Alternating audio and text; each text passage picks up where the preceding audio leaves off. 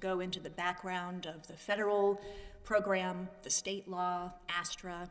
But what I'd like to do is to touch on 4 points that came up repeatedly: delivery, price, remedies, and then preemption. We also, of course, had the ability to preview Mr. Stewart's arguments, which is not usually what an appellant gets. So I'm going to start from the premise of what Mr. Stewart was just talking about, and then we can build on that further. What Mr. Stewart began was by saying, nothing stops states from regulating the delivery of drugs to contract pharmacies. And then he talked about the delivery, drug delivery, delivery to patients who need them to make sure the patients can access those drugs. Let me make 2 things clear. First is the patients are getting the drugs wherever they need them, whenever they need them. The patients walk into the pharmacy, they ask for the drug, they pay whatever their copay is for the drug, they receive the drug. Of course, it's not until after that fact that all of this replenishment model that you see addressed at pages 8 to 9 of our brief kicks in. So that's point 1. Point 2 is what you didn't hear Mr. Stewart say first was that this isn't about delivery of drugs. As Mississippi actually quite candidly says in its brief at page 35, this is about delivery of drugs at the 340B price. And Judge Ho, your hypothetical about what would happen if a manufacturer tried to put a price condition on the sale of a drug, I think this is, in essence, the opposite, and perhaps this is a question for Mr. Stewart. If a manufacturer says, I have delivered all the units of drugs that you asked me to this contract pharmacy, sends an invoice, the covered entity says, these drugs weren't delivered at the right price, that I've been overcharged. What you also heard Mr. Stewart say is that federal law enforces the price. ASTRA deals with overcharges.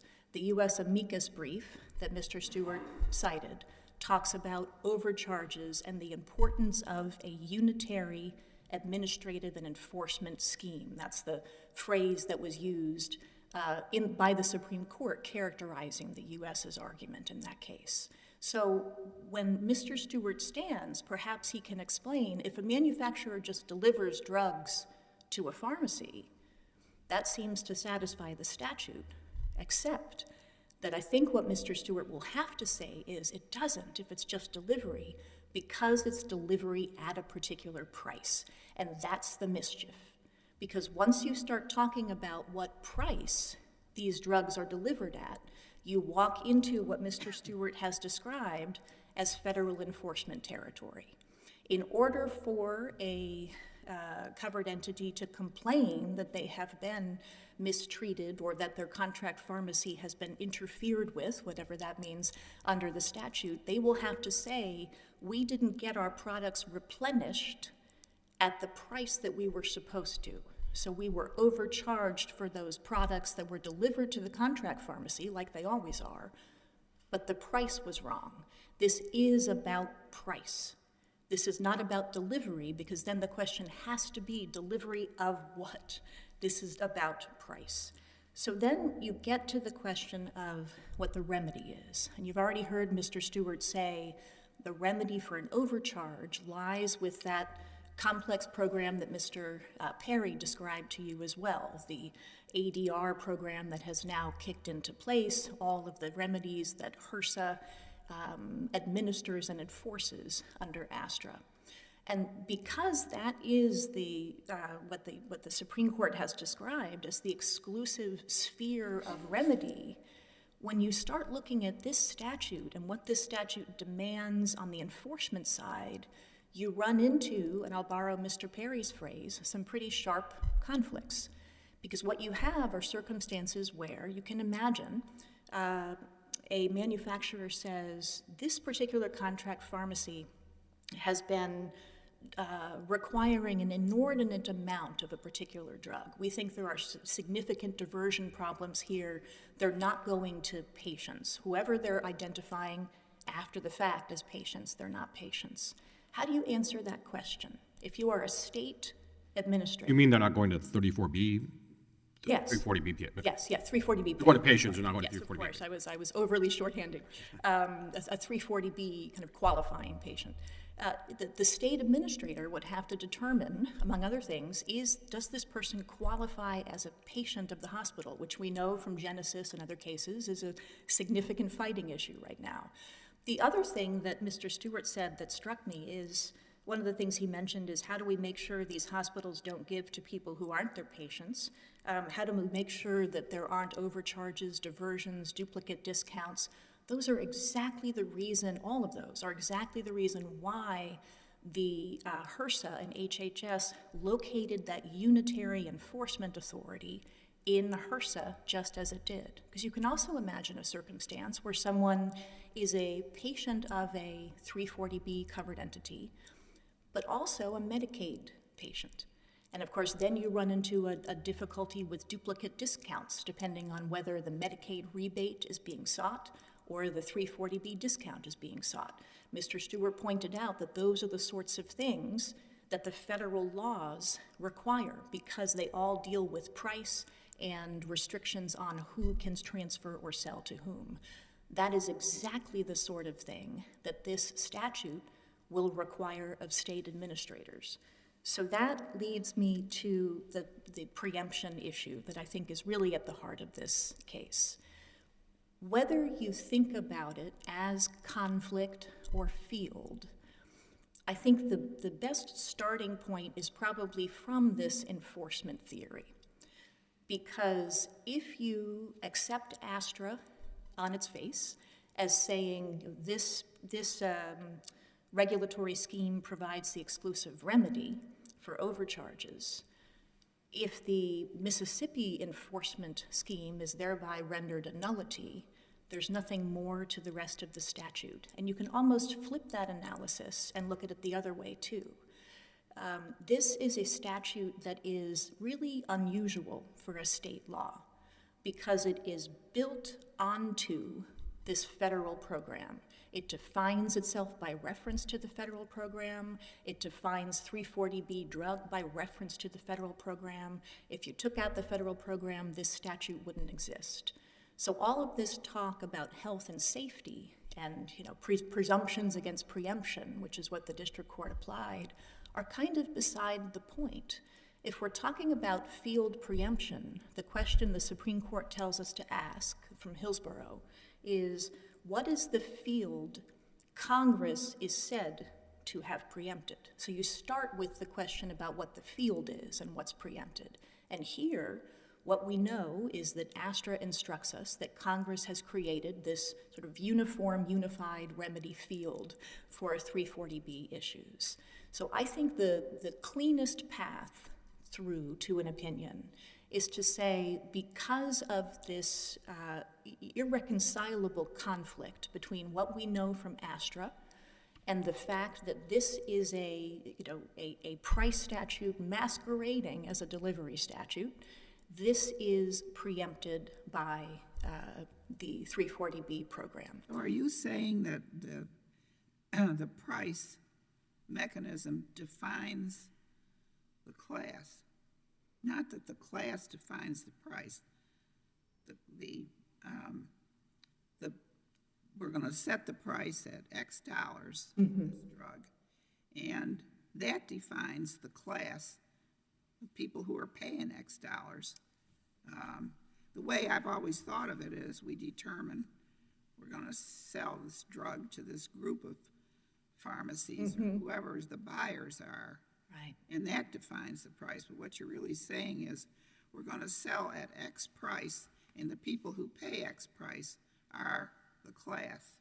Oh, no, I think Judge King, your characterization a minute ago was right. Under the federal statute, what the 340B program says is you manufacturers, if you usually sell a drug, say at $40 a unit, Right. for these covered entities, so federal grantees, which actually are not, they're exempted from Novartis's policy, or certain types of hospitals, for those covered entities, you sell those drugs, they usually sell at $40 a unit, sell those drugs to those hospitals at 5 cents a unit.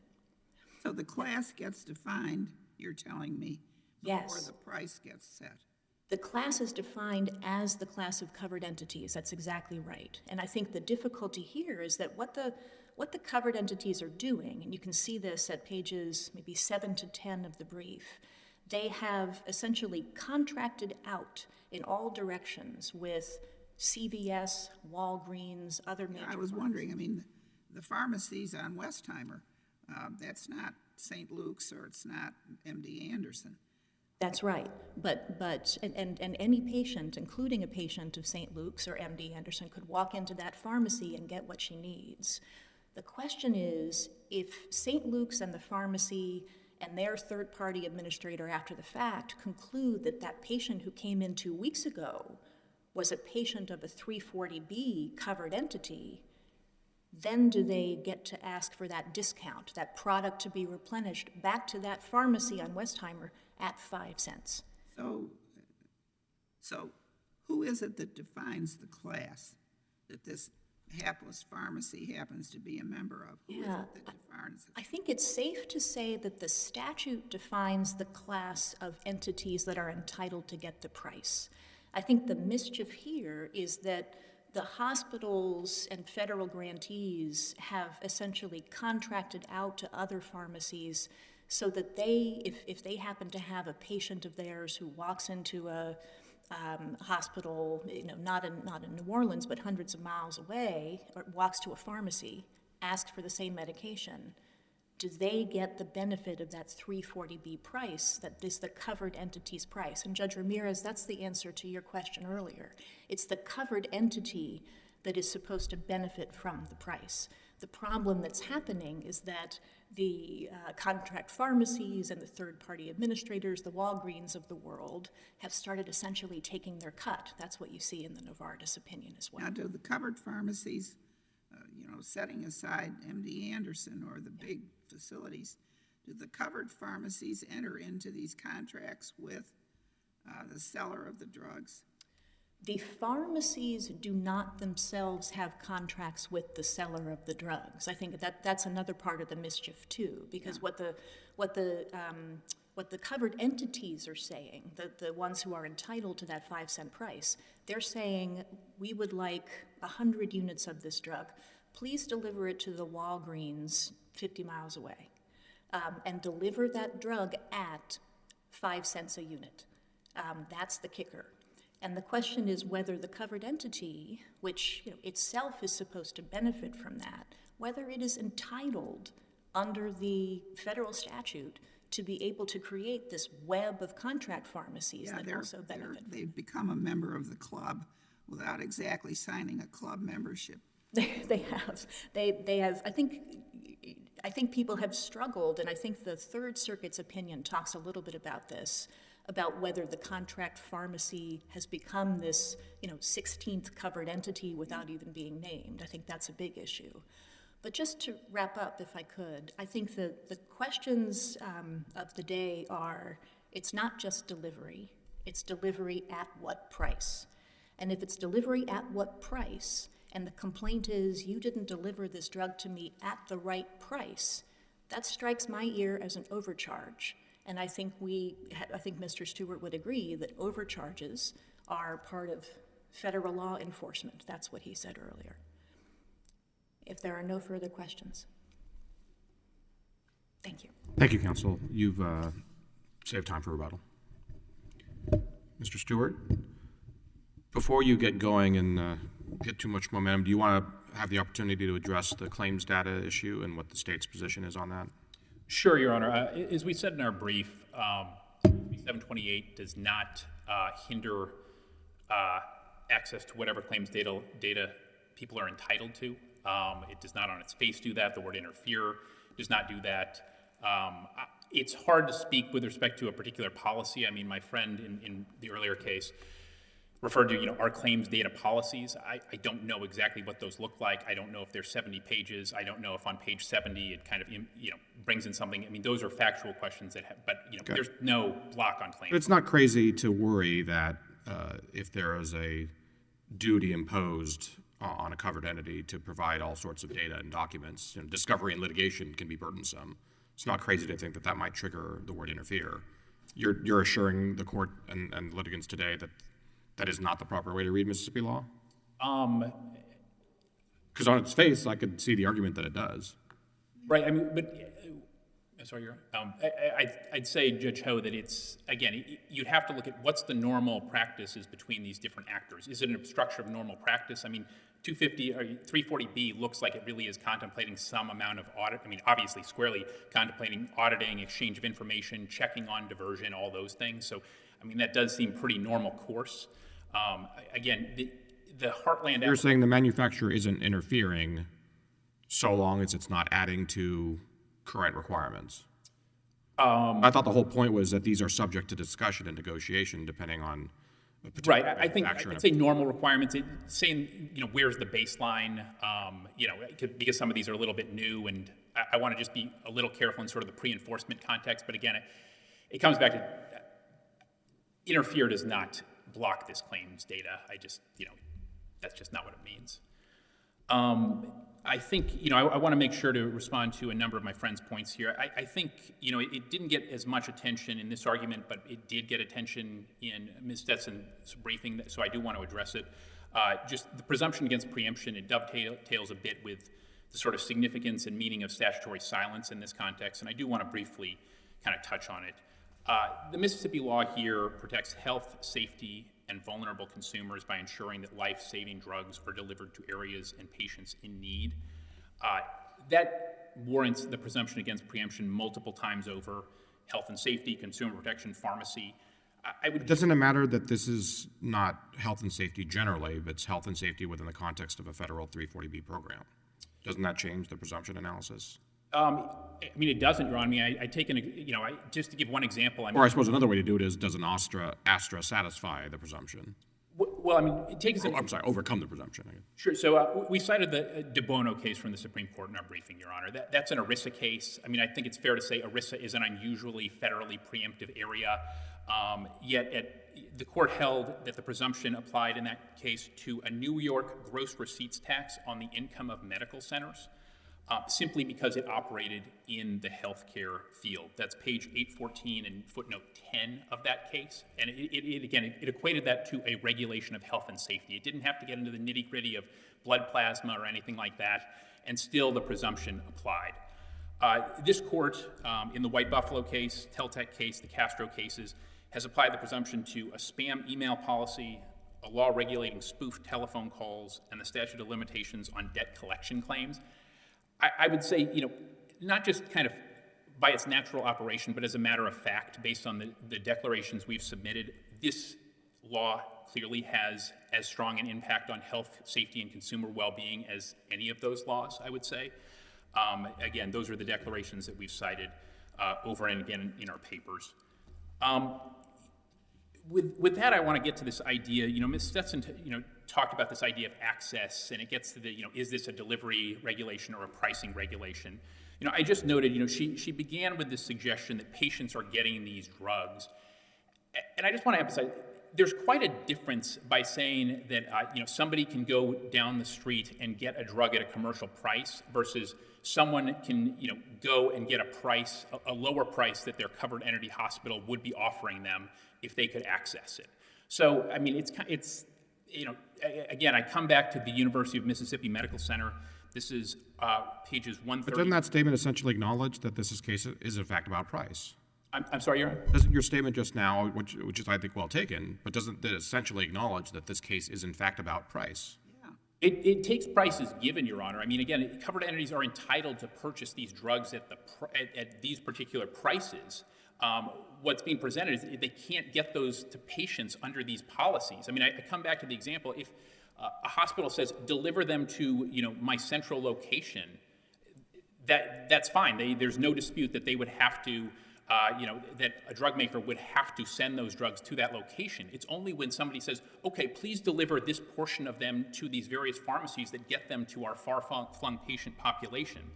My friend kind of capitalizes on the use of the replenishment model, the fungibility.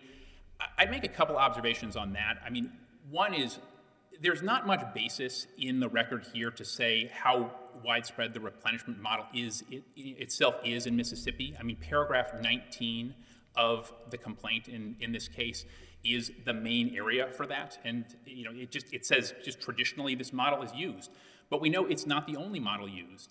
I'd also say, again, as a matter of fact, we do have a situation here where UMC, at the very least, passes along these discounts to patients, which drives home, I think, that it is UMC trying to get the drugs that it itself has purchased in the hands of patients.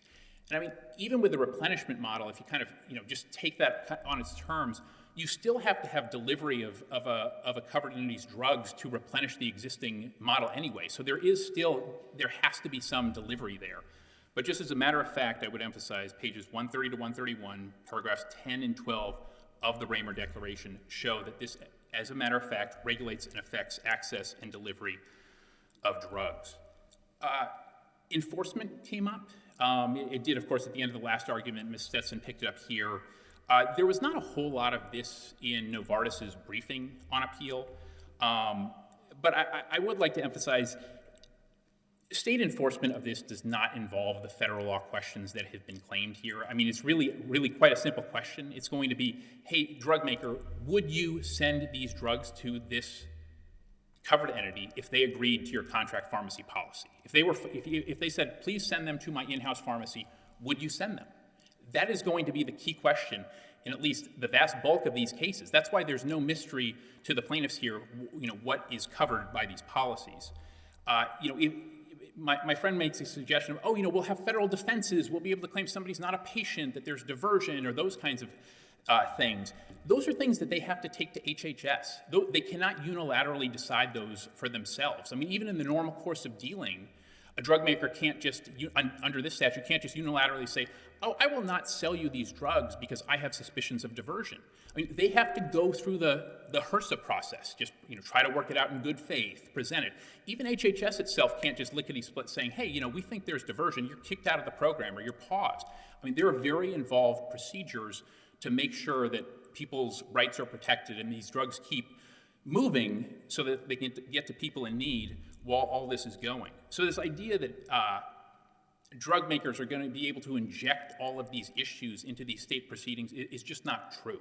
But what I don't understand is if the drugstore on Westheimer is going to sell a drug, say to me, I go in with a prescription, say I need whatever, here it is. The drug maker that I submit, the pharmacy that I submit that prescription to becomes a member of a club. The club that can only charge X amount of money for this drug. Is that right? That's not right, Your Honor. And here's how I'd explain it, Judge King.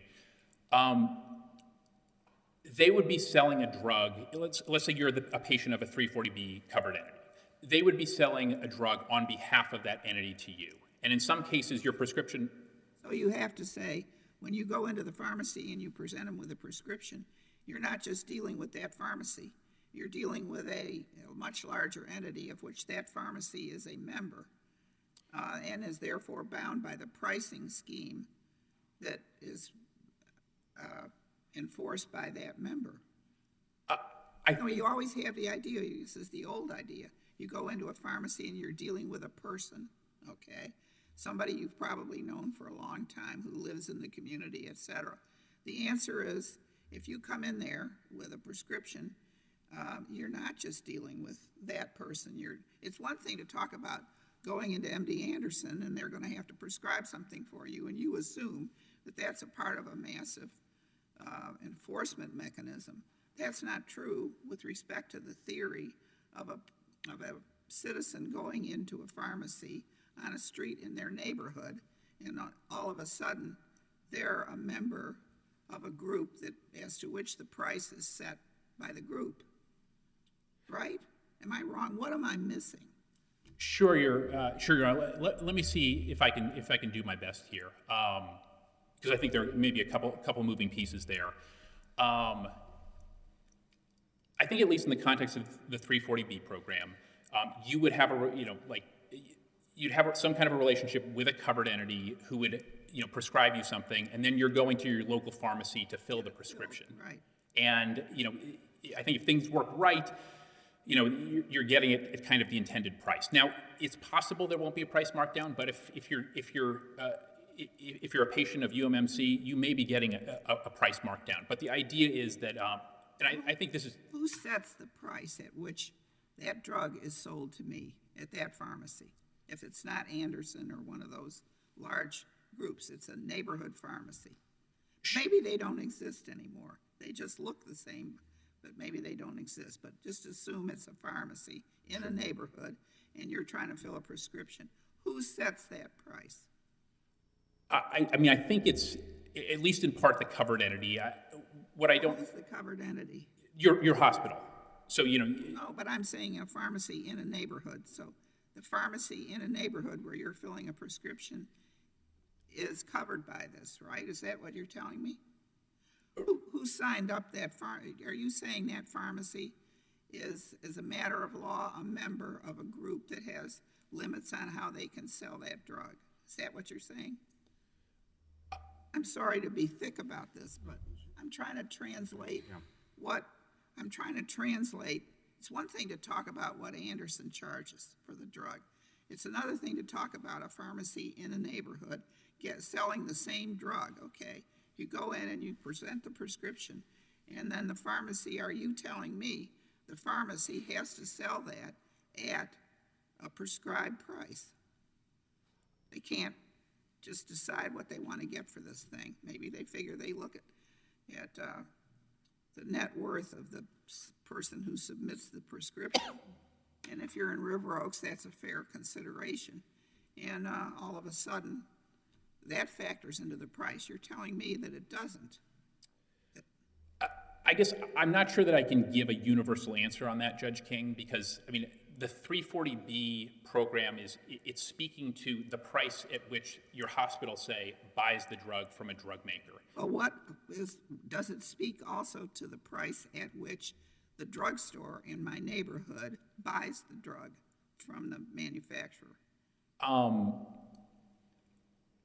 I think under 340, it's not buying it from the manufacturer, but I don't think it dictates, say, the amount that it has to pay the covered entity, the hospital, for. It doesn't speak to what that price would be. Are you answering my question? I'm not sure you are. Or maybe the question isn't very good. Well, I don't think the statute kind of says one way or another, Your Honor, and it might depend on the particular relationship there. It doesn't cover the ordinary neighborhood pharmacy, is what you're saying. I mean, is the ordinary neighborhood pharmacy subject to the price restrictions that you're talking about? It's a simple question. And if you think it is, what is it that makes it subject to that pricing? Can I try it this way? I'm a low-income person. I want to get a drug for my 340B entity, and they agree. They give me a prescription. I go to the CVS. They're a contracted pharmacy. I assume CVS sees that it's a 340B prescription and sells it to me at the low price. Is that... I think if the discount is passed on... I'm just doing simple, right? That's right. Okay. That's right. Then the question becomes, what does CVS... what's the price that the drug manufacturer charges CVS? Yeah. And the problem, as I understand it, is these are two different transactions. That's right. I mean, the way the 340B program, the drug maker should not be charging CVS in the relevant. It should be charging the covered entity, because these are drugs sold. Right, but I thought the whole point was this is done by replenishment, and that's there's a temporal gap that creates slippage. I said, otherwise, it could be simple, right? Just every transaction is 340B. Everybody knows. But I thought the problem was it's not how the accounting is done. It's done sort of after the fact. I was actually kind of pushing back on the replenishment. I was saying that happens some of the time, Judge Ho. I'm saying it's not, as far as this record shows, universal, and there are different ways to do it. It's not necessarily you commingle inventory. It's like you can have separate inventory. You can have drug makers, send them. So you have some replenishment model. But you're not disputing this is a problem, that there are drug manufacturers having a legitimate concern that the way the replenishment works, it allows CVS, in theory, to engage in mischief. Right. I think it is a legitimate concern. I do think it's something that the 340B program is kind of laser focused on, because again, it's diversion and duplicate discounts are sort of a marquee drug maker Right, but isn't that what this case is all about? It's their concern that this law is preventing the manufacturers from policing 340B discounts. Right, Your Honor, and we're saying that, if that is their complaint, they have to take that to HHS. To the extent that we are regulating something other than price, which here again, it's delivery, we're entitled to do that. Well, what is HHS supposed to do about a state law? Nothing about the state law. The complaint is going to be about diversion or duplicate discounts, Your Honor. Always. Again, think of what they said, would be their defenses in these cases. Just, they say like, HHS, we don't want to supply these drugs to this covered entity anymore because we think they're going to many, many non-patients. But isn't HHS going to say, sort of what you were saying at the outset, we let you engage in these contracts, and then the manufacturers turn around and say, yeah, but Mississippi might get us in trouble.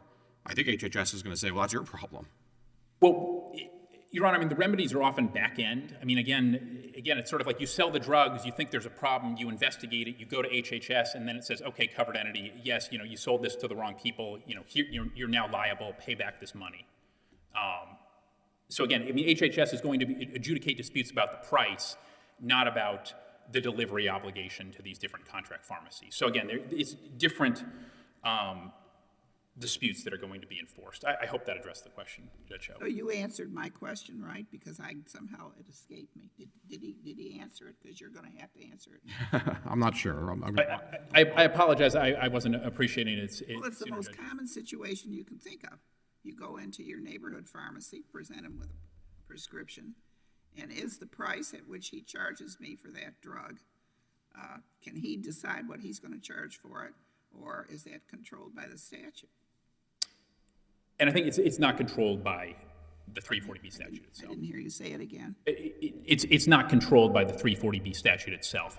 It can be a different price depending on how, yeah. Okay. Yeah. If he's entered into a contract with the purveyor of the drug, if the drugstore has entered into a contract that agrees with respect to the pricing mechanism, that's one thing. If it's simply a pharmacy selling a drug, and he's not a member of the club, he can decide what he wants to charge for the drug. Is there any such critter in existence anymore? No, I'm sorry. I'm just trying to translate this into how sweeping is this regulation. Does it always concern the price at which drugs are going to be sold on a street, in a pharmacy, in a city, rather than the big medical providers like Anderson? I think it regulates the price at which hospitals are able to buy the drugs. And then, after that, I apologize. After that, there's a little bit more play in the joints as to, what hospitals or pharmacies might end up charging to patients of those drugs. But again, insurance can kind of kick in on some of those points. I know that I'm running low on. Take so much of your time. Oh no, I hope I at least ultimately land. I don't fully understand what you're saying, but I'm sure that when we get into the record in this case, it'll all be clear. Very good, Your Honor. Fine lawyers. And I would just close by emphasizing that the record here, especially as a complement to the presumption against preemption to the statutory silence on drug delivery and distribution, is very, very powerful. And our declarations, I think, drive home the importance of this law, and it's consistent with the federal program. Thank you, Judge Ho. Thank you. Ms. Stetson, you have 5 minutes. Thank you, Your Honors. Just a couple quick points. First is, I think we have established that this case is about price. I think now what we're talking about is price to whom, essentially. But this case is about delivery of drugs at a particular price. And that is what sweeps us into the ASTRA and preemption problems. So I think we have now established that this case is about price. Judge Ho, you had an exchange with Mr. Stewart where Mr. Stewart was positing that if a manufacturer had a concern about a CVS or a Walgreens that was churning a lot of product, that they should take it to HHS or HRSA. Your response, I think, is exactly right, which is HRSA doesn't have skin in that game. The only state that has anything the only entity that has anything to say about that in Mississippi is Mississippi. And that puts us right back into the category of asking a state enforcement official to interpret federal law about who is a patient, when do they have to be a patient? Was it 5 years ago or 5 weeks ago? Was that patient served by Medicaid? Or is there another risk of a duplicate discount or what have you? So we're right back into the state enforcement problem. That is by no means an answer. Let me try to get at this question about commercial versus lower price, because I think in great part the replenishment model answers this question. We filed a verified complaint in this case. Paragraph 19 of that verified complaint states that the replenishment model, both in Mississippi and elsewhere, is what's traditionally used. The replenishment model means that at the time that a patient walks into a pharmacy, the pharmacist doesn't know she's a patient of a particular hospital. Right. Nobody knows. It's only after the fact, 2 weeks, a month, it's a total black box about third-party administrators and the pharmacy concluding that person was a patient of a covered entity, therefore we can get a replenishment product for 5 cents. So what price, pardon my ignorance, I'm going to ask the question that we were trying to get at earlier. What price does CVS charge to the patient who happens to be a 340B, but I guess CVS doesn't know? CVS charges the copay. If the patient comes in and says, I'm insured, I have Medicaid, I have Medicare, I'm uninsured, CVS charges that patient whatever copay that patient pays. And without regard to their 34B status. Exactly. It doesn't matter, someone could come in and say, I am a patient of this particular hospital, I need antibiotics. They pay a $10 copay. Same patient comes in 5 weeks later and says, I need antibiotics. They pay a $10 copay. I take it that's because, I'm sorry to interrupt, but the 340B, as I understand it, simply governs the sale price from the drug manufacturer to CVS. Well, ideally, under the statute, it's the drug manufacturer to the covered entity. The covered Right. But yes, since the government, since it's being outsourced to CVS. Yes, and outsourced is the mischief here. Right, exactly. Earlier, but yes, that's the price that the manufacturer gets to charge CVS. Or putatively the covered entity operating through CVS. The patient can access the drug. But because CVS doesn't know, this is why they use the algorithm to guess. Exactly. And you're worried that yes. they're guessing. This is that kind of black box algorithm we talk about in the brief, pages 8 to 9, where they, after the fact, they say that patient was a covered entity patient. That means that we can get those antibiotics replenished for 5 cents. But the payment that the patient makes is going to be the same. And that is, the traditional replenishment model. That's exactly why it works that way. So that is the emphasis that I heard Mr. Stewart take in this particular argument, which is that patients are going to be deprived of access to drugs. I want to be very clear again, as clear as we were in the brief. Patients can access the drugs. They can pay the prices that they are supposed to pay for those drugs. The only thing that matters is the price that is being charged in this hypothetical to CVS. This is just about the drug manufacturer negotiating with the covered entities and CVS to the extent that they're outside. Correct. That's to figure out what the money is going to be. Yes. So this is a price case and it's preempted. One last point that hasn't come up, and it seems odd because this case has been out there for a while, but we are here on an appeal from a preliminary injunction. The only ground that Judge Ozerden addressed was likelihood of success on the merits, which means this is uniquely a legal question. If this court concludes that Judge Ozerden was incorrect and that we do have a significant likelihood of success on the merits, we would ask that the case be sent back to the judge with instructions that the PI enter, because I think the harm and public interest factors are all set out in our brief. What's the pardon my ignorance, what irreparable injury for money? The irreparable injury would be, as in Texas versus EPA, career colleges, it would be, among other things, compliance costs. irrecoverable compliance costs. And balanced against that, if covered entities ultimately win the day on the merits, they can seek refunds. The manufacturers can't. That's the imbalance. Your point is, we don't need to decide these issues. That can be done at the district court. The other prongs of the four prongs. I think this court, because the district court didn't reach them, this court can address those prongs, and I think it's available to you to direct that the preliminary injunction be entered, as the court has done in the past. All right. Thank you, Your Honors. Thank you. The cases are submitted, and we are adjourned.